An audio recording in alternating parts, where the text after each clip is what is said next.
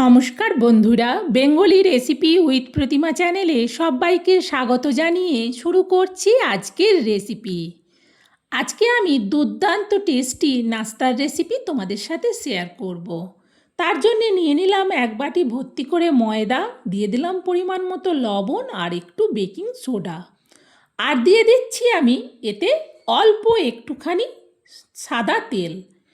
এবার ভালো করে সব কিছুকে মিশিয়ে নেব যতক্ষণ না সুন্দর একটা ময়াম তৈরি হচ্ছে এই ময়দা থেকে, ততক্ষণ এটা মেশাবো।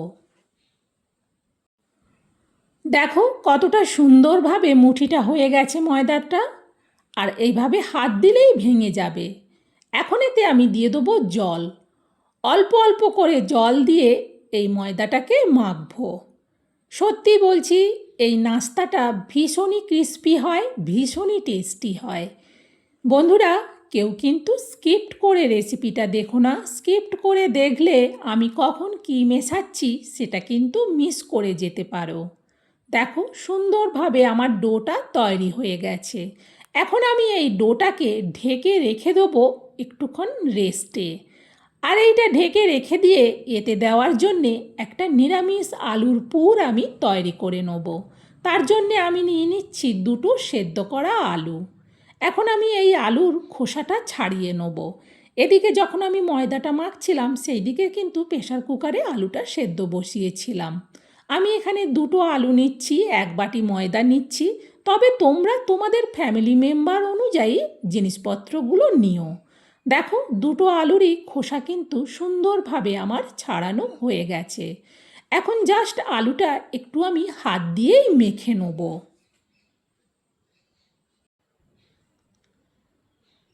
দেখো সুন্দরভাবে আলুটা মেখে নিয়েছি। এই আলু সেদ্ধটা তো হলে হবে না, এটাকে টেস্টি পুর বানাতে হবে। তার জন্যে গ্যাস জেলে প্যান বসিয়ে দিয়ে প্যানেতে দিয়ে দিলাম অল্প তেল, দিয়ে দিচ্ছি গোটা জিরে হাফ চামচ, দিচ্ছি পরিমাণ মতো হলুদ, আর দিচ্ছি কিছুটা কারি পাতা। এবার এগুলোকে একটু ভেজে নেব। কারি পাতা থেকে কিন্তু সুন্দর সেন্ট বের হচ্ছে। এখন এতে দিয়ে দেবো পরিমাণ মতো লবণ, দিয়ে দেবো এবার পরিমাণ মতো অল্প চিনি, আর দিয়ে দেবো হাফ চামচ ঝাল চিলি ফ্লেক্স। এটা কিন্তু খুবই ঝাল লঙ্কার থেকে চিলি ফ্লেক্সটা তৈরি। আবারও হাফ মিনিট সব কিছুকে নাড়ালাম। এবার দিয়ে দিচ্ছি সেদ্ধ ম্যাশ করা আলু। পুরো আলুটা দেওয়ার পর সব কিছুর সাথে মিশিয়ে আলুটাকে একটু উল্টে পাল্টে সুন্দর একটা পুর তৈরি হওয়া পর্যন্ত কিন্তু নাড়াতে থাকবো। এমনি বিকেলবেলা কিংবা বাচ্চারা স্কুল থেকে ফিরলে বা বড়রা অফিস থেকে ফিরলে এই রেসিপিটা বানিয়ে দিলে সত্যিই বলছি সবাই খুব মজা করে খাবে, কারণ এই রেসিপিটা খুবই টেস্টি হয়। দেখো কতটা সুন্দরভাবে আলুর পুরটা আমার তৈরি হয়ে গেছে। নামানোর আগে দিয়ে দেবো ভাজা জিরে গুঁড়ো হাফ চামচ, এটা প্লেন ভাজা জিরে গুঁড়ো দিলাম। এবার ভালো করে জিরে গুঁড়োটাকে এই আলুর পুরের সাথে মিশিয়ে নেব। পুরটা কিন্তু আমার পুরো রেডি হয়ে গেছে। কতটা সুন্দরভাবে দেখো পুরো একটা ডোয়ের মতো তৈরি হয়ে যাচ্ছে। এখন আমি এই আলুর পুরটাকে নাবিয়ে রেখে দেবো। গ্যাসটা অফ করে দিলাম।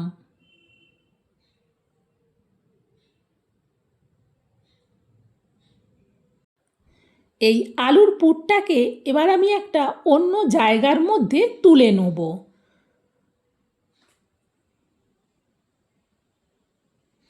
আলুর পুরটা এখন বেশ গরম, একটু ঠান্ডা হবে।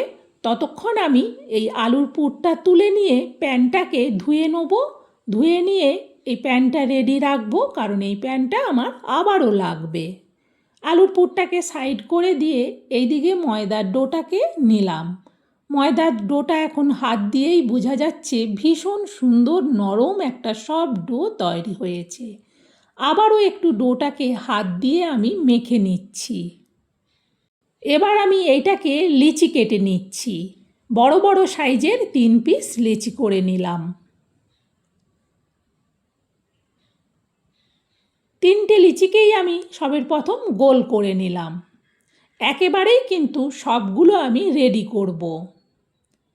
এখন এই একটা লেচিকে যতটা সম্ভব বড় রুটির মতো করে বেলতে হবে। সেই জন্য আমি সব কিছুকে সরিয়ে দিলাম। শুকনো ময়দার গুঁড়ো দিয়েই কিন্তু এই রুটির মতোগুলোকে আমি বড় গোল গোল করে বেলে নেব।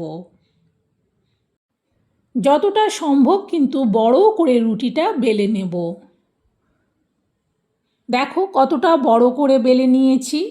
এখন একটা ছুরির সাহায্যে এই রুটিটাকে আমি 4 ভাগে ভাগ করে নেব।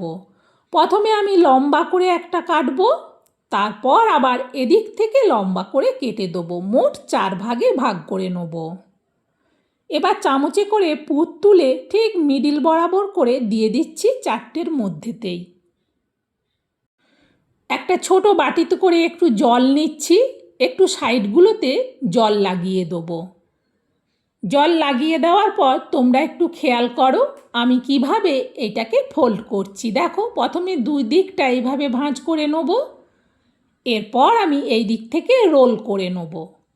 এটা কিন্তু আমার ছেলে বলে ক্রিসপি রোল, তবে আমরা কিন্তু নাস্তা হিসেবেই বলি। দেখো কতটা সুন্দরভাবে তৈরি হয়ে গেছে। আর এইভাবে বানালে কিন্তু পুর একটুও বাইরে বেরিয়ে যাবে না। আর মজার বিষয়, এটা কিন্তু সকালে তৈরি করে রেখে দিয়ে বিকেলেও কিন্তু এটা ভেজে খেতে পারবে। আমি কিন্তু সবগুলোই একেবারে রেডি করে নেব, আর রেডি করে থালার মধ্যে তুলে রেখে দিচ্ছি।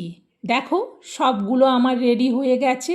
চলো এবার ওই প্যানটাই আবার কিন্তু আমি ধুয়ে গ্যাস জেলে বসিয়ে দিয়ে দিলাম তেল। এবার তেলটা গরম হলেই একে একে করে দিয়ে দেবো যতটুকুগুলো প্রথমে ধরবে। দেওয়ার পর কিন্তু 2 মিনিটের মতো অপেক্ষা করতে হবে একটা সাইড হওয়ার জন্য। একটা সাইড হয়ে গেছে, আস্তে করে এবার সবগুলোকে উল্টে দেবো।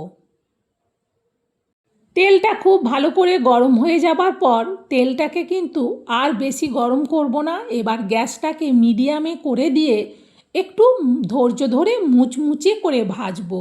আর গ্যাসটাকে হাই রেখে ভাজলে অতটা কিন্তু ভালো হবে না।